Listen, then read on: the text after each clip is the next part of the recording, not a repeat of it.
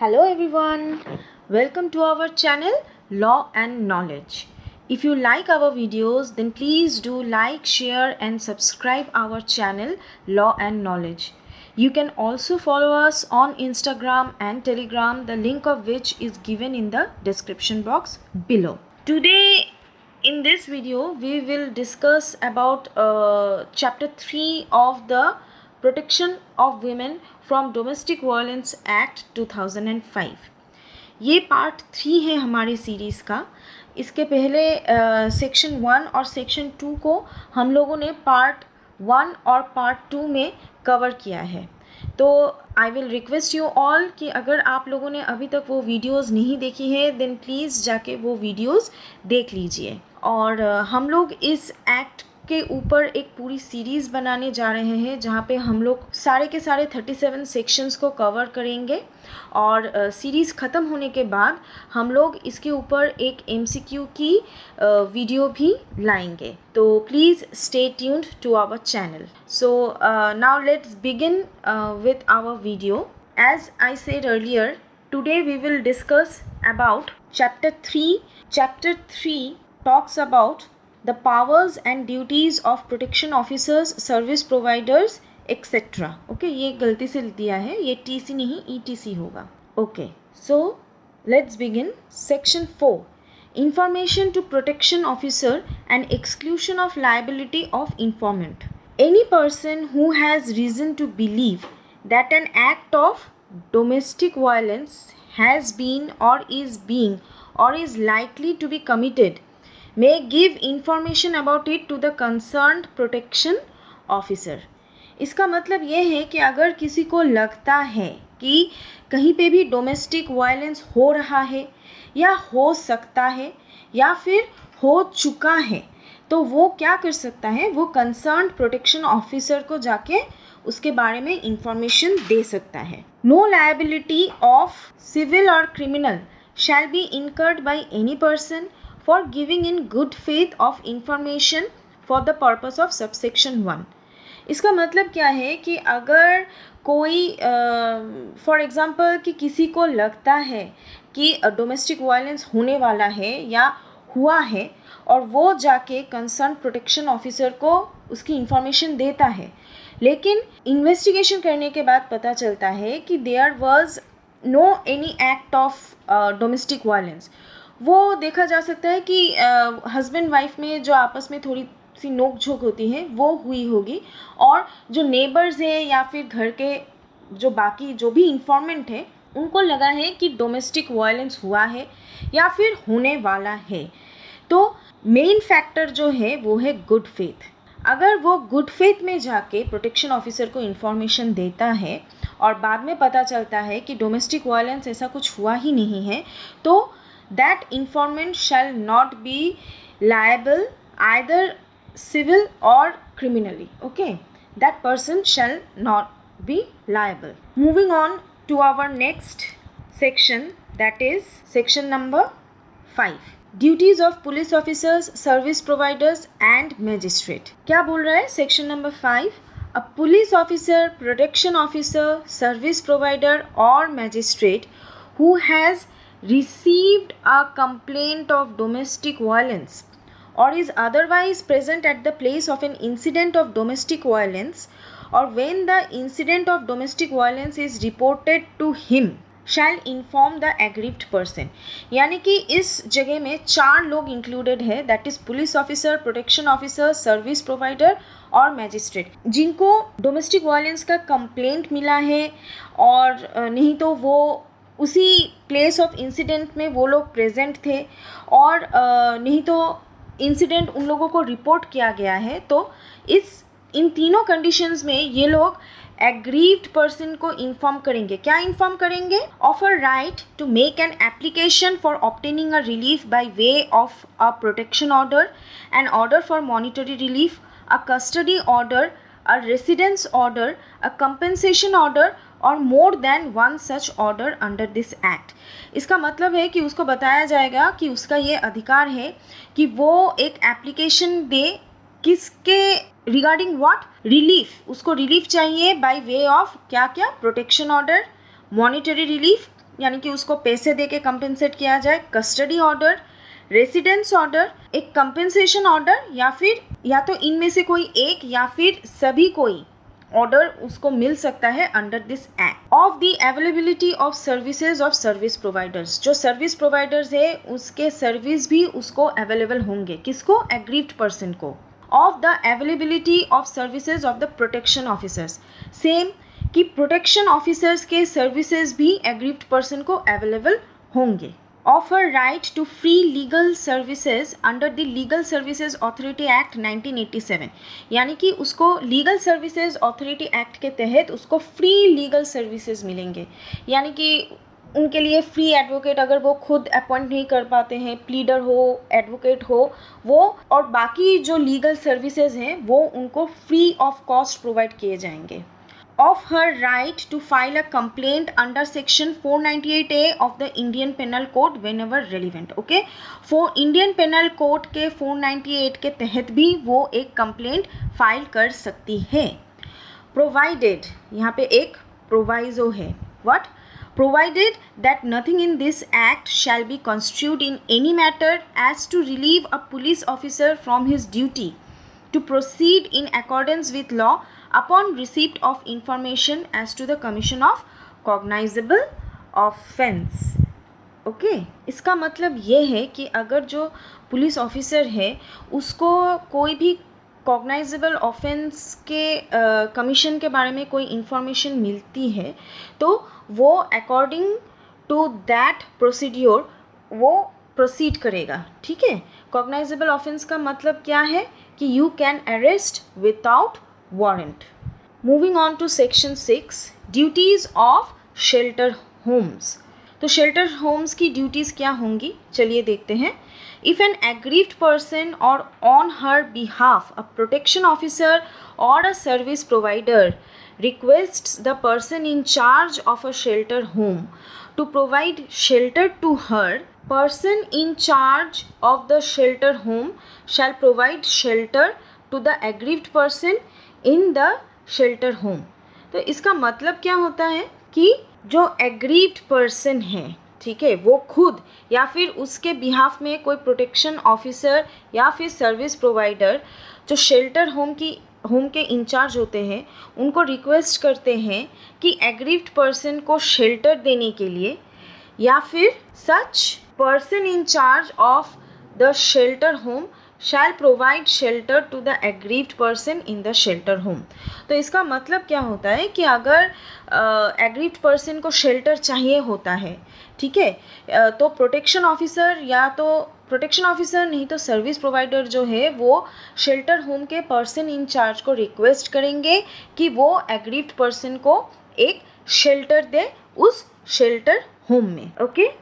Now moving on to section 7, duties of medical facility. If an aggrieved person or on her behalf a protection officer or a service provider requests the person in charge of a medical facility to provide any medical aid to her, such person in charge of the medical facility shall provide medical aid to the aggrieved person in the medical facility.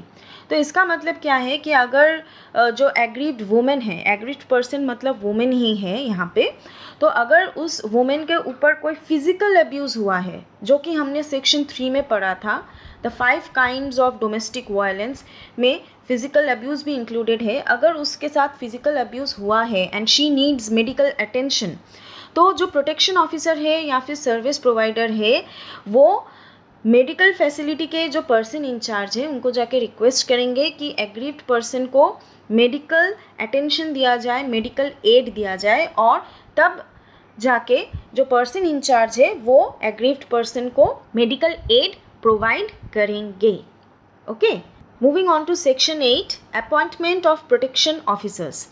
The state government shall by notification appoint such number of protection officers in each district as it may consider necessary, and also notify the area or areas within which a protection officer shall exercise the powers and perform the duties conferred on him by or under this act। इसका मतलब है कि state government notification में protection officers appoint करेंगे each district के लिए, एक ज़िले के लिए प्रोटेक्शन ऑफिसर्स वो लोग अपॉइंट करेंगे, एक ज़िले के लिए, ठीक है, by notification. And shall also notify जो उनके एरिया होंगे, ठीक है, area with in their jurisdiction of the protection officers, वो भी नोटिफाई करेंगे। And shall exercise the powers and perform the duties conferred on him by और अंडर दिस एक्ट। तो तब जाके वो अपने ड्यूटीज़ और पावर्स को एक्सरसाइज कर पाएंगे according to this act. Subsection 2 क्या कह रहा है? The protection officers shall as far as possible be women and shall possess such qualifications and experience as may be prescribed. तो जो प्रोटेक्शन ऑफिसर्स अपॉइंट किए जाएंगे, जहाँ तक हो सके उसको वुमेन ही हो, वो प्रोटेक्शन ऑफिसर एक वुमेन हो और उनके पास वो सभी क्वालिफिकेशंस और एक्सपीरियंस होने चाहिए जो कि इस एक्ट के तहत प्रिस्क्राइब किया गया है। Moving on to subsection 3, the terms and conditions of service of the protection officer and other officers subordinate to him shall be as such as may be prescribed। जो terms and conditions होंगे protection officers के services के या फिर other officers जो subordinate होंगे protection officers के, वो प्रिस्क्राइब किए जाएंगे। Okay, now moving on to section 9, that is duties and functions of protection officers. तो जल्दी से देख लेते हैं क्या कहा गया है। It shall be the duty of protection officer क्या to assist the magistrate in the discharge of his functions under this act।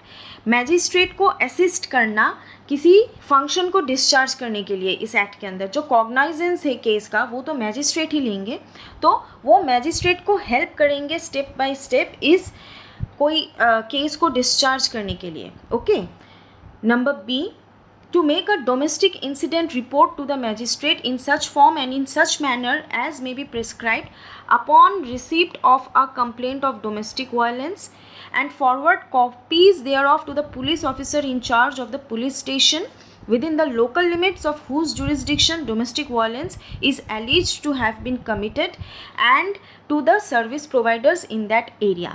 इसका मतलब क्या है कि जो प्रोटेक्शन ऑफिसर है वो एक डोमेस्टिक इंसिडेंट रिपोर्ट बनाएंगे मैजिस्ट्रेट के लिए, मैजिस्ट्रेट को वो देंगे और उनको अगर कोई भी कंप्लेंट मिलती है डोमेस्टिक वायलेंस के ऊपर तो वो लोग उसको डोमेस्टिक इंसिडेंट रिपोर्ट में इंक्लूड करेंगे और उसको मैजिस्ट्रेट को तो देंगे ही और उसकी जो कॉपीज़ है वो पुलिस ऑफिसर को फॉरवर्ड करेंगे जिनके लोकल लिमिट्स में, जिनके जुरिस्डिक्शन के अंडर वो डोमेस्टिक वायलेंस हुआ है और जो सर्विस प्रोवाइडर है उसी एरिया के। तो ये एक फंक्शन है कि डोमेस्टिक इंसिडेंट रिपोर्ट बनानी पड़ती है प्रोटेक्शन ऑफिसर्स को। सबसेक्शन सी में क्या कहा गया है? To make an application in such form and in such manner as may be prescribed to the magistrate if the aggrieved person so desires, claiming relief for issuance of a protection order। तो जो protection officer है वो application भी बनाएंगे aggrieved person के behalf में, अगर वो एग्रीव्ड पर्सन चाहता है, और वो किसको देंगे? To the magistrate. क्या क्लेम किया जाएगा उस एप्लीकेशन में? For issuance of a protection order। Subsection D, to ensure that the aggrieved person is provided legal aid under the Legal Services Authority Act 1987 and to make available free of cost the prescribed form in which a complaint is to be made। तो जो aggrieved person है उसको legal services authority act के तहत free legal aid provide किया जाएगा और जो कंप्लेंट है वो भी फ्री ऑफ कॉस्ट उसको अवेलेबल किया जाएगा। ठीक है, किसको? एग्रीव्ड पर्सन को। Moving to subsection E, to maintain a list of all service providers providing legal aid or counselling, shelter homes and medical facilities in a local area within the jurisdiction of the magistrate.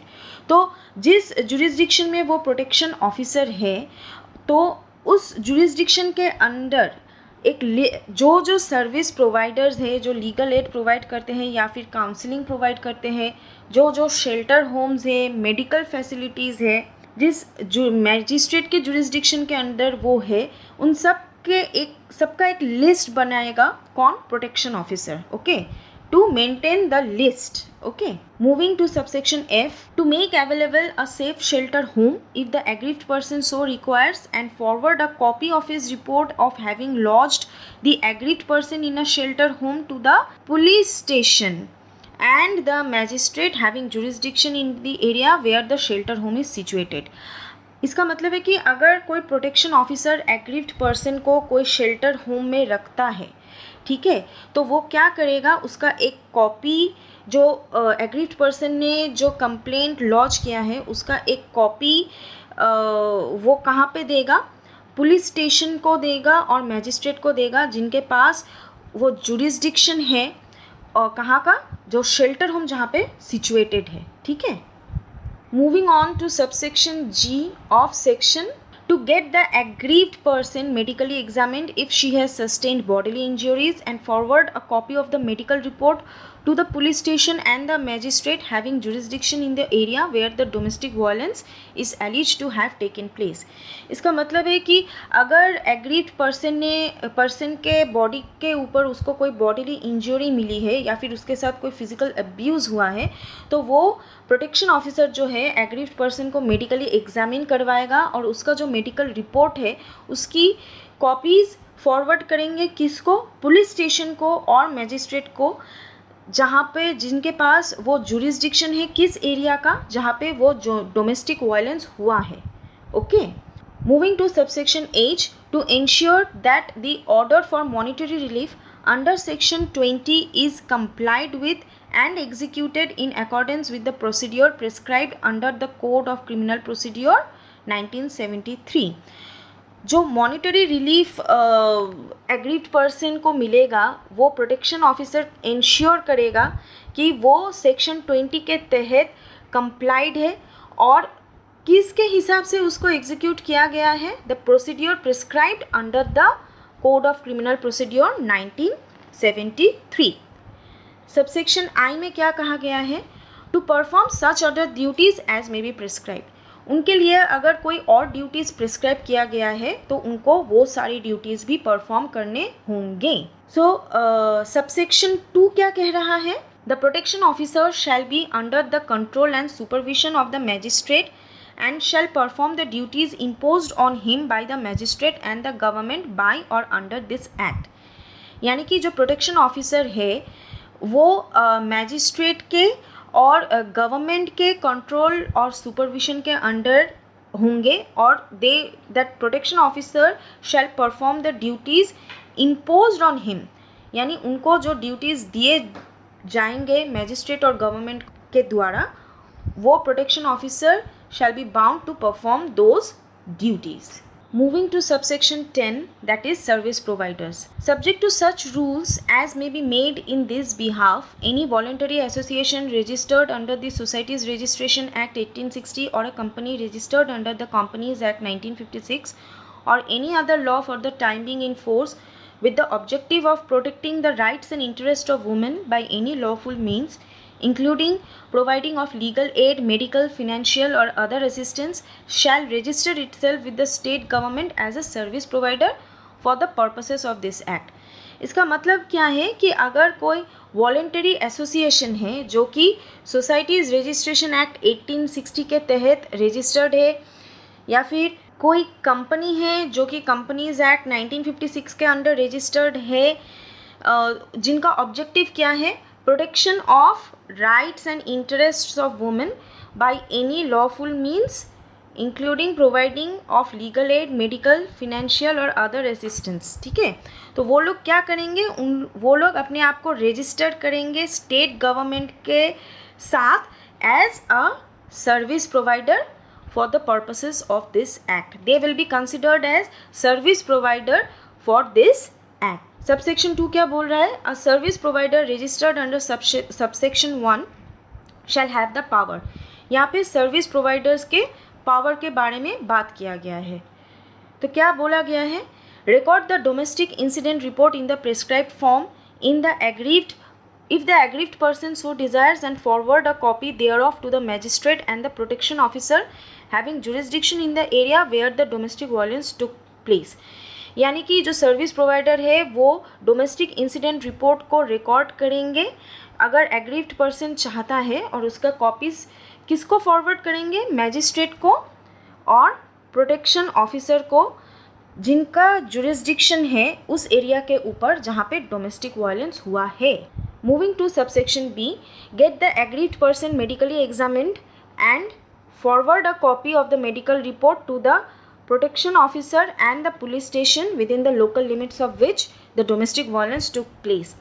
Aggrieved person को अगर medically examine किया जाता है तो उसका medical report का copy forward किया जाएगा किसको, प्रोटेक्शन ऑफिसर और पुलिस स्टेशन को, जिनके लोकल जुरिस्डिक्शन के अंदर वो डोमेस्टिक वायलेंस हुआ है।